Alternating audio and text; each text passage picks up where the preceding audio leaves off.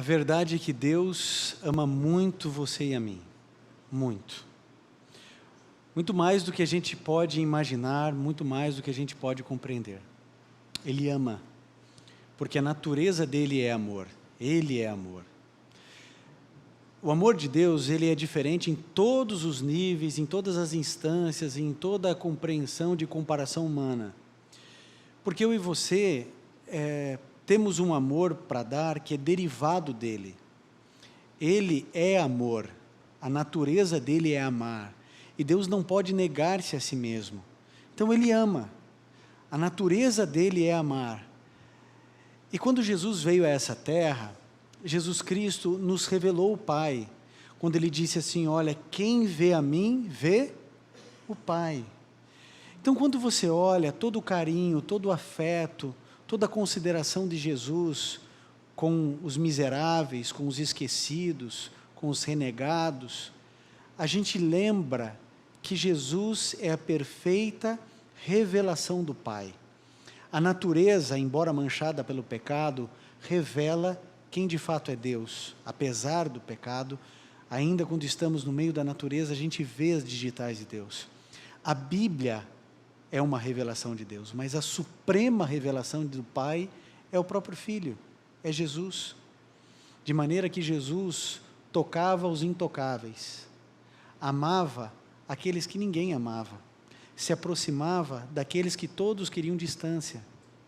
Jesus, ele disse assim, olha, eu não vim aqui para buscar os santos, os justos, eu vim buscar os pecadores.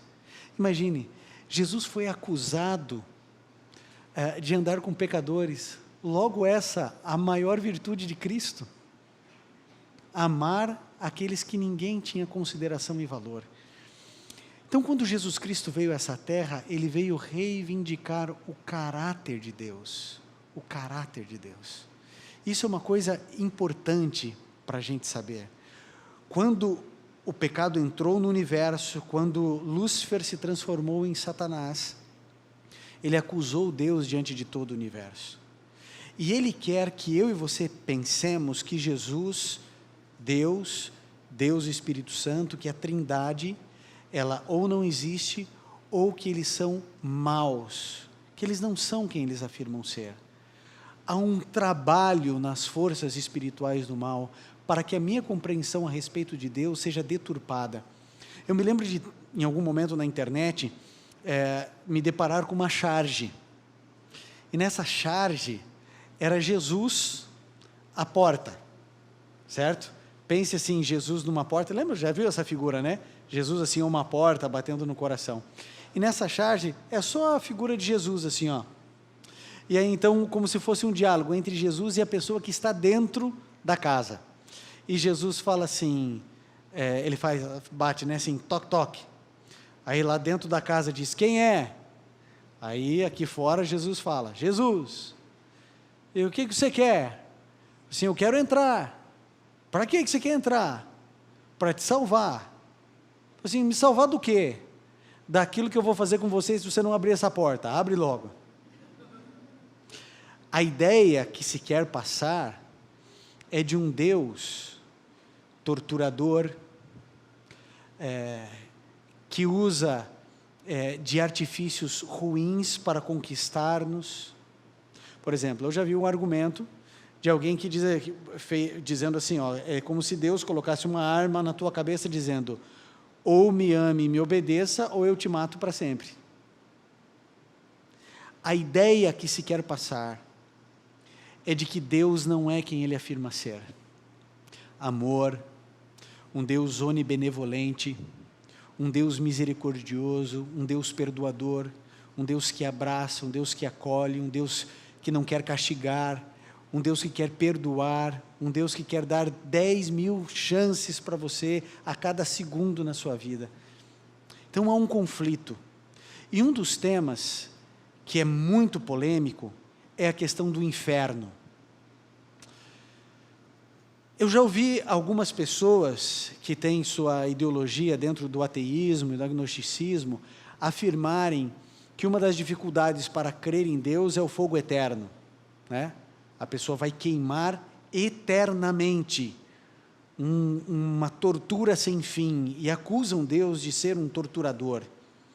Bom, essa é uma questão conflituosa, porque há uma certa lógica nesse raciocínio. Pense comigo, o indivíduo, ele viveu 80 anos, e durante esses 80 anos ele foi uma pessoa que fez coisas boas e fez coisas ruins, mas fez mais coisas ruins do que coisas boas. E por fim, Deus julgou que ele não deveria estar no céu, e ele então vai para o fogo, depois que ele morreu, ele vai para o fogo, e ele vai ficar queimando ali a eternidade toda.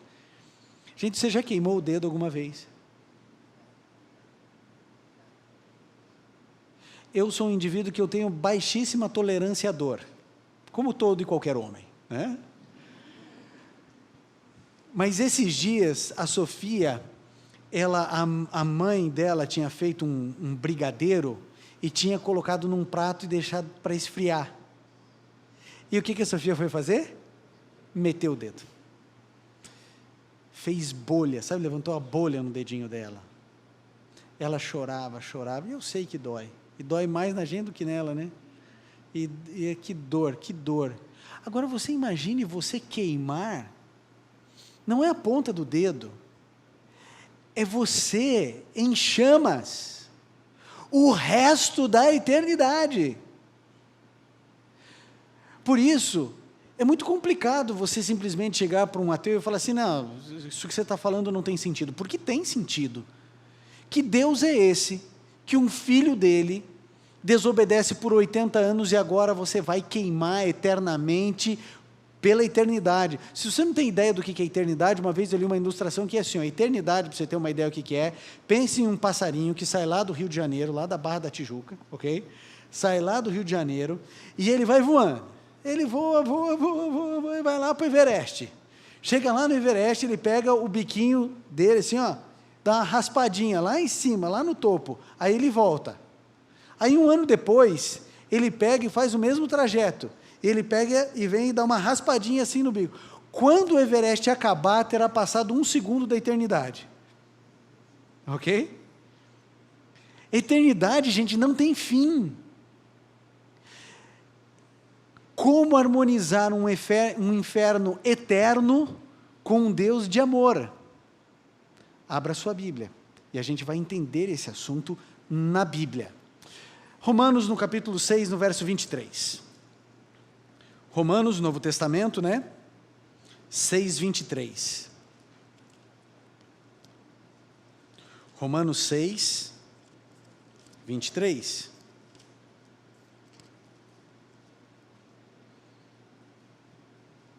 Olha só o que diz. Romanos 6, 23 diz: pois o salário do pecado é a morte, mas o dom gratuito de Deus, ou seja, não tem preço, não tem valor, não adianta devolver dízimo, não adianta você entregar um carro na igreja, nunca você vai alcançar a favor de Deus, porque a nossa dívida de pecado era tão grande que nem o PIB do planeta resolveria a dívida de um único ser humano. Era tão grave a nossa falta, o pecado é tão ofensivo a Deus, a nossa dívida era tão grande que se não fosse de graça, ninguém poderia pagar. Você entende isso? Por isso que a salvação é gratuita. Aqui diz que o salário do pecado é a morte, mas o dom gratuito de Deus é a vida eterna em Cristo Jesus nosso Senhor. Então tá bom, o salário do pecado, a paga do pecado é o quê? É o quê? Morte. A Bíblia não diz que o salário do pecado é o sofrimento eterno. Ela diz que o salário do pecado é a morte. E agora eu vou começar a reconstruir o seu conceito a respeito de inferno pela Bíblia. Pela Bíblia. Perceba que a Bíblia declara que o homem que peca, ele morre. A Bíblia não declara que o castigo do homem é ficar queimando eternamente. E a gente vai avançando em alguns textos, porque eu sei que você já está pensando, mas tem um texto aqui, um texto ali, e eu quero mostrar esses textos também, que às vezes são mal interpretados e que criam doutrinas que não estão na Bíblia.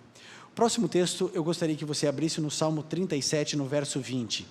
Estávamos no Novo Testamento, vamos confirmar isso agora no Antigo Testamento, para que você perceba que esse conceito é bíblico e não apenas de um testamento. Salmo 37, verso 20. Salmo 37, verso 20. Olha só o que diz aqui. Mas os ímpios perecerão, os inimigos do Senhor murcharão como a beleza dos campos, desvanecerão como fumaça.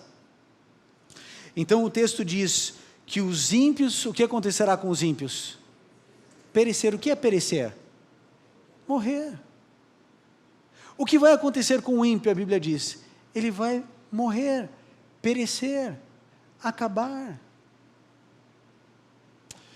A gente precisa ir construindo com mais versos, porque eu acho que vale a pena a gente aprofundar isso, para você entender de fato o que a Bíblia ensina sobre essa questão.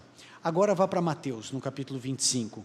A gente vai percorrer bastante versos, alguns versos, mas para que a gente tenha uma ideia clara. Mateus 25, 41. Mateus 25, 41. Olha só o que a Bíblia revela sobre esse assunto. E aqui começa a polêmica.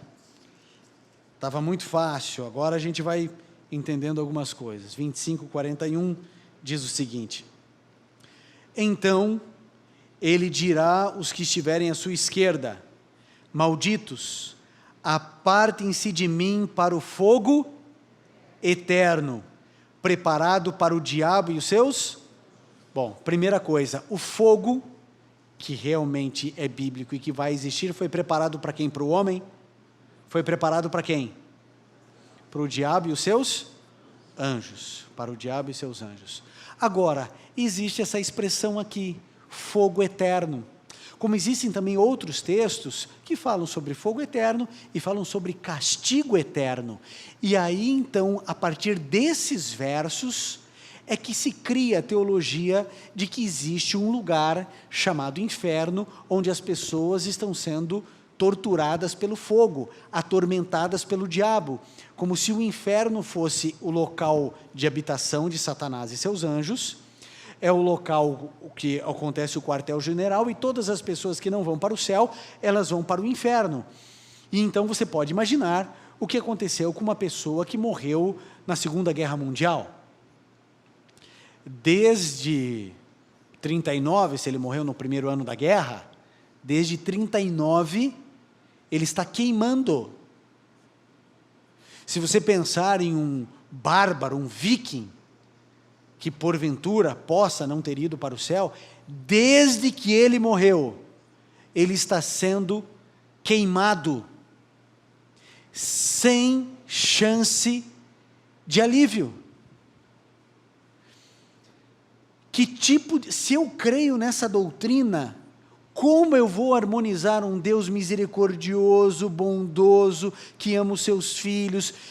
Como eu harmonizo lá, segundo Pedro, quando Deus declara: não tenho prazer na morte do ímpio, quero que todos se arrependam, que todos se convertam e cheguem à salvação. Deus não tem prazer nenhum na morte de ninguém.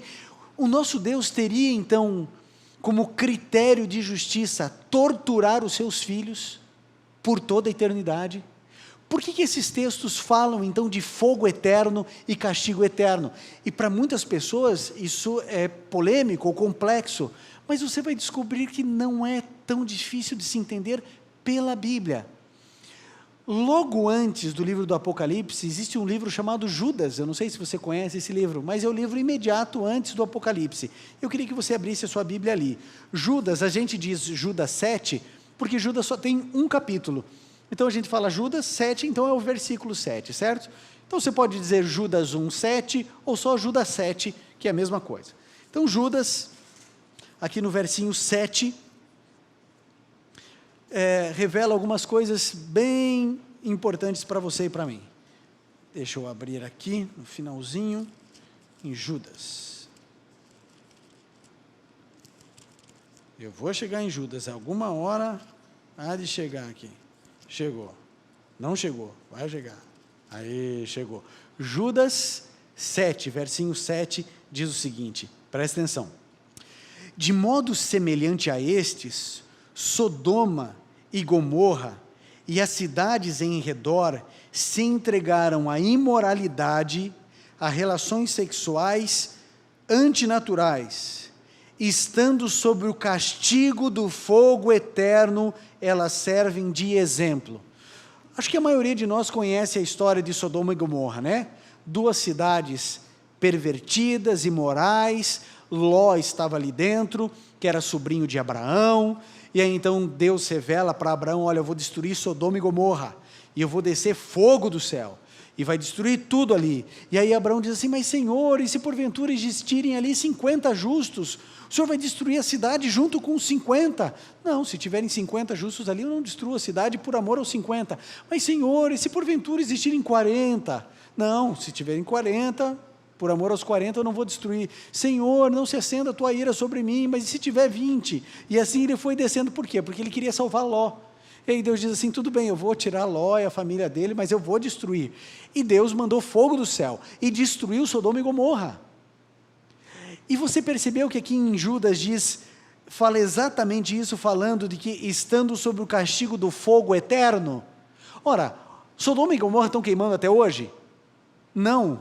Então, querido, a questão é que o fogo eterno é um fogo com consequências eternas.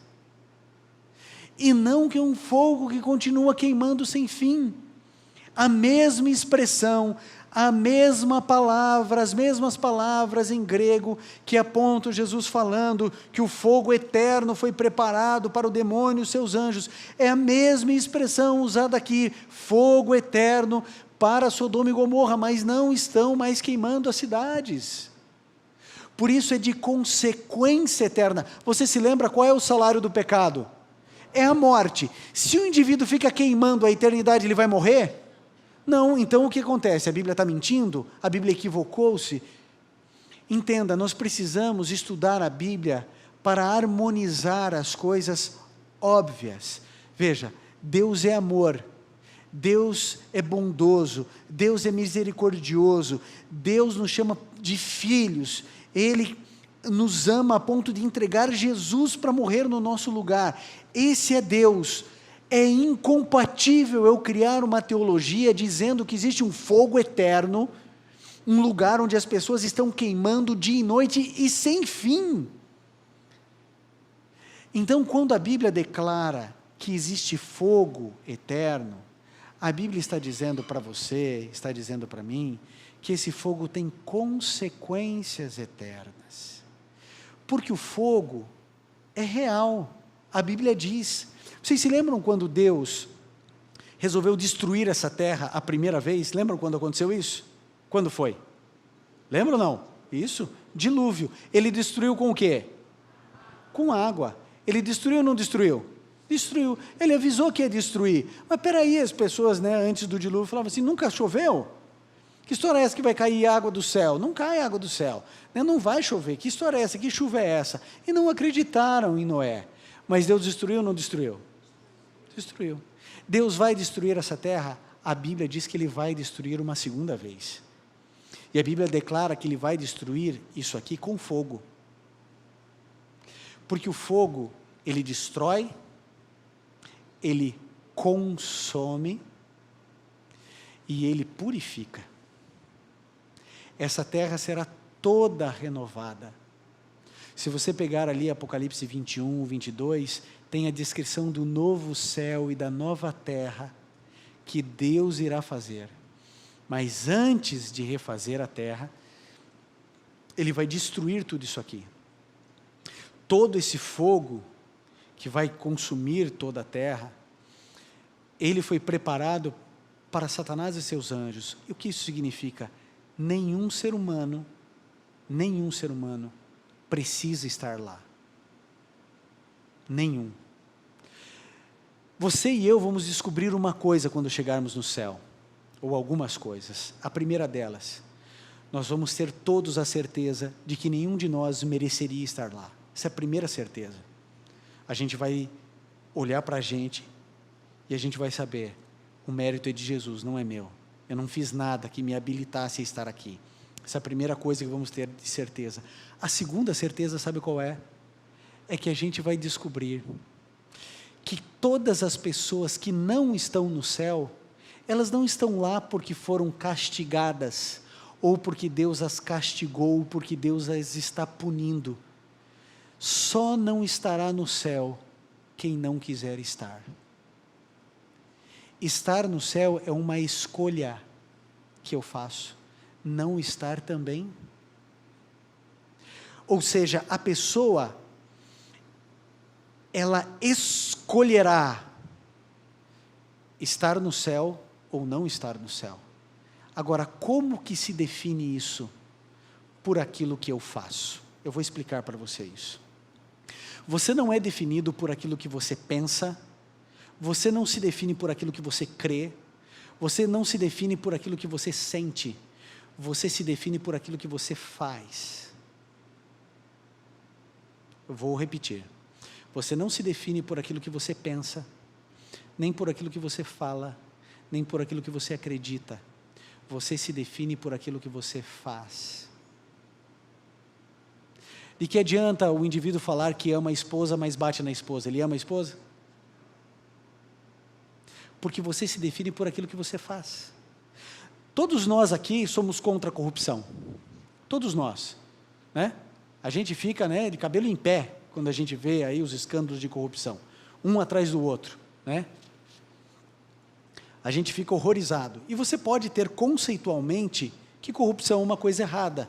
Então, se alguém perguntar para você, moralmente você diz assim, não, corrupção não é uma virtude, corrupção é um defeito. É errado, corrupção é uma coisa ruim. E você pode ter essa concepção, ok? Cognitivo. Mas se você é corrupto, adiantou você achar que é errado? Não. Porque você não se define por aquilo que você fala, nem por aquilo que você pensa, nem por aquilo que você sente, você se define por aquilo que você faz. Então, como que eu defino a minha salvação? Não, eu escolho Jesus na minha vida, para que Ele tome conta de mim. É isso que acontece. Eu quero que você leia comigo mais um verso da Bíblia. Agora, o último livro da Bíblia, Apocalipse 21:4. Apocalipse 21:4. É o último livro da Bíblia, o penúltimo capítulo, Apocalipse 21, verso 4. Olha só o que diz. Falando a respeito de Deus, Apocalipse 21, 4 diz: Ele enxugará dos seus olhos toda lágrima, e não haverá mais morte, nem tristeza, nem choro, nem dor, pois a antiga ordem já passou. Haverá um dia, amigo, em que não haverá mais morte, nem pranto, nem clamor, nem dor. Se existisse um fogo eterno acontecendo, esse verso seria uma grande mentira, uma promessa vazia. Eu vou além, eu vou dizer uma coisa para você. Vou abrir meu coração. Quando eu comecei a estudar esse tema de inferno, e eu comecei a buscar na Bíblia, Senhor, me mostre o que é, porque eu não sei. Eu disse uma coisa no meu coração, para Deus, antes de estudar, eu falei assim, Senhor, eu vou estudar, mas eu tenho medo do que eu vou encontrar aqui dentro. Porque se esse livro falar que existe um lugar onde as pessoas estão queimando desde o dia em que morreram, ou eu não vou mais acreditar nesse livro, ou eu não quero mais o Senhor como meu Deus.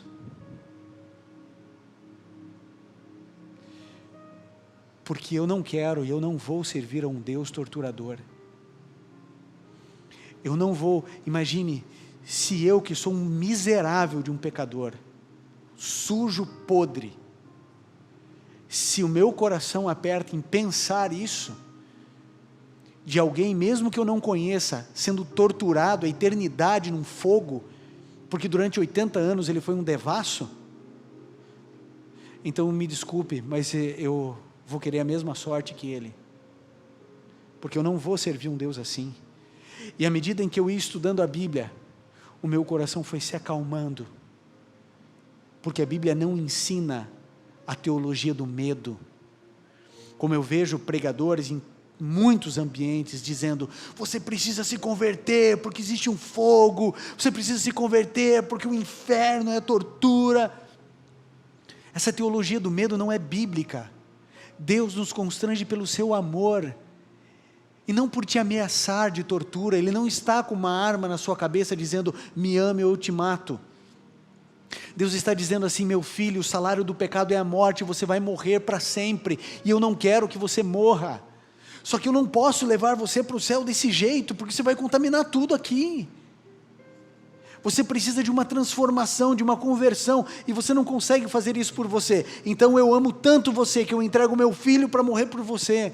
Isso é amor, é teologia do amor, não é teologia do medo. Eu sei que muitos de vocês, ou alguns de vocês aqui pelo menos, cresceram ouvindo falar do inferno como um lugar querido. O inferno é um evento, é um momento de destruição. E você sabe o que o livro de Isaías diz sobre esse momento? A Bíblia chama esse momento onde Deus vai destruir tudo com fogo de o ato estranho de Deus, porque é contrário à sua natureza. A destruição, Deus sempre cria, Deus é Deus criador e não destruidor. Como você acha que Deus se sentiu no dilúvio? Mas Ele fez isso para preservar a raça humana, porque o índice de violência, de maldade, de imoralidade havia se extrapolado. Nós estamos vivendo um processo de sodomização desse mundo. Cada dia mais a vida perde o seu valor. As pessoas matam umas às outras, filmam assassinatos dentro de cadeias de prisões, torturas em homens e mulheres. Vocês sabem do que eu estou dizendo?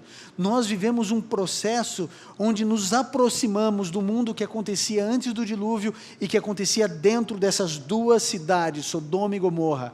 E Deus tem o seu limite. Deus disse lá no livro de Jó, para as ondas, Ele disse: até mesmo as orgulhosas ondas, Deus declara: até que virás e não passarás. Deus impõe limite à maldade. E vai chegar um momento onde Deus colocará fim em tudo isso. E Ele colocará fim com fogo, com dor na alma e no coração. Mas Ele precisa colocar um fim em toda a maldade que eu e você vemos. Nós estamos vivendo um tempo de graça, de oportunidade de arrependimento, para que eu e você nos convertamos, para que a gente abandone a maldade nas suas mais diferentes vertentes. A gente precisa se arrepender. E hoje Jesus faz um convite para você. Sabe por quê? Porque Deus, mais do que nunca, não está em silêncio. Ele está clamando, gritando aos quatro ventos: meu filho, por favor, se converta, porque estamos vivendo os últimos segundos da história da humanidade. E assim como quando Jesus Cristo veio, não acreditaram que era o Messias, assim como a população do mundo não acreditou em Noé, hoje o mundo não acredita na volta de Jesus. Mas para espanto dos incrédulos, Jesus Cristo voltará a essa terra. E Ele virá para te salvar. Mas Ele também virá para destruir, para pôr um fim em toda a maldade e injustiça que eu e você vemos. Eu espero que você entenda: o fogo é real, a Bíblia diz que ele é literal, vai queimar, mas terá fim, e cada um pagará proporcionalmente ao que fez, porque o nome disso é justiça, e Deus é o Senhor, justiça nossa. Ele continua amando até mesmo aqueles que se perderem. Até mesmo os que se perderem. Por isso a Bíblia declara: é o ato estranho de Deus. Querido, que essa mensagem possa trazer para você alívio. Que essa mensagem possa reivindicar o caráter de Deus diante da tua vida. E que você perceba: Deus não é um torturador eterno. Ele não é um ser sádico, torturando seus filhos por toda a eternidade. Que a mensagem bíblica liberte você do engano, liberte você da teologia do medo. Que Deus nos abençoe. Vamos juntos orar. Querido Pai, nos ajude a compreendermos as verdades da Tua Palavra, que elas sejam simples e claras para todos nós, e que possamos nos aprofundar nesse conhecimento cada dia mais. Em nome de Jesus. Amém.